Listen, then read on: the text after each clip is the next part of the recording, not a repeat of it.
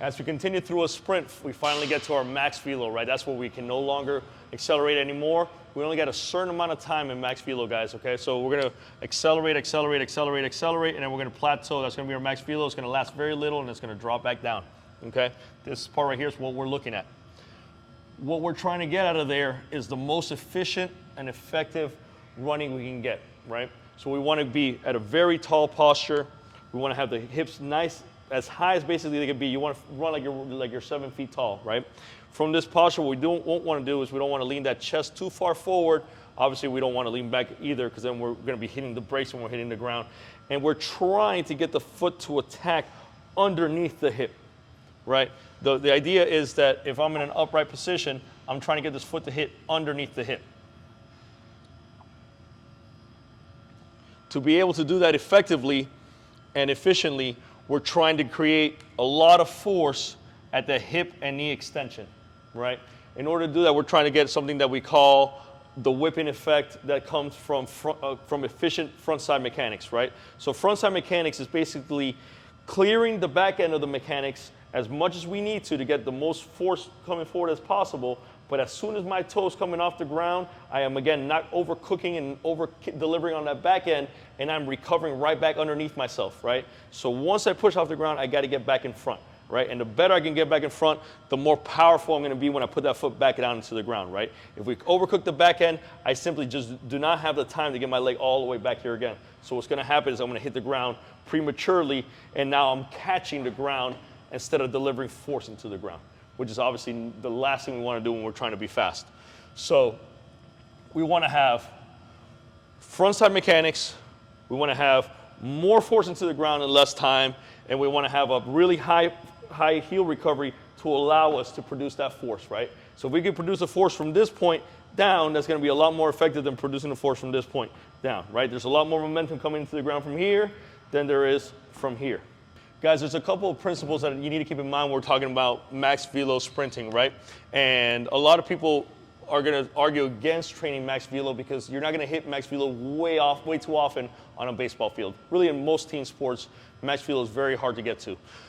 But there are things and aspects and attributes about max velo running and upright sprinting that are going to help you along the way with everything else, right? A few principles that we want to keep in mind, right? First, let's get into the how and the position of it, right? So this is basically an athlete at toe off. Remember what we talked about? We want that cyclical pattern to come in this way and not back this way, right? So that's first and foremost. We got to make sure we have that understood.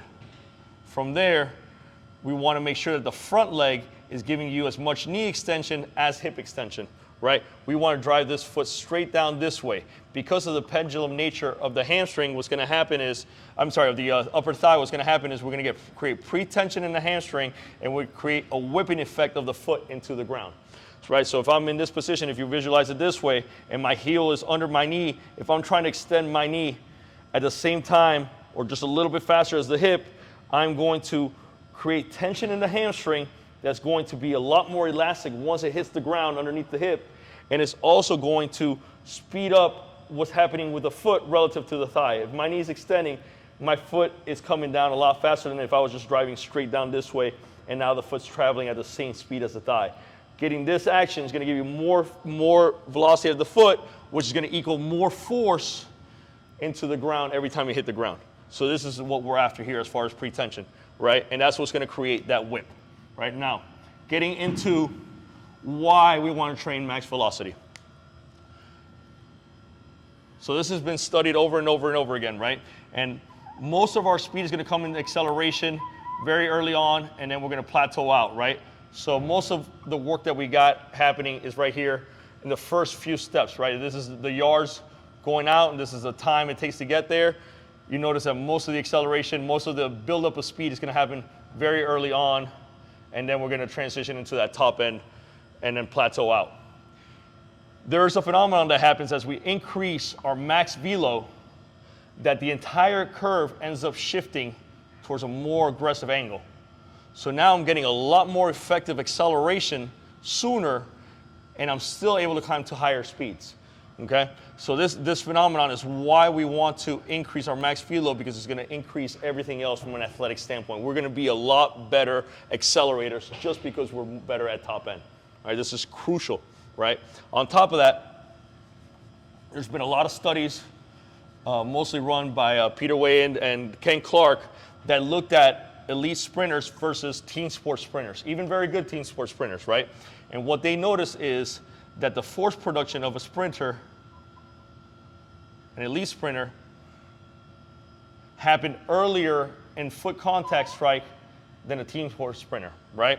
So an elite sprinter, I'm sorry, this line is wrong here. This line should be here.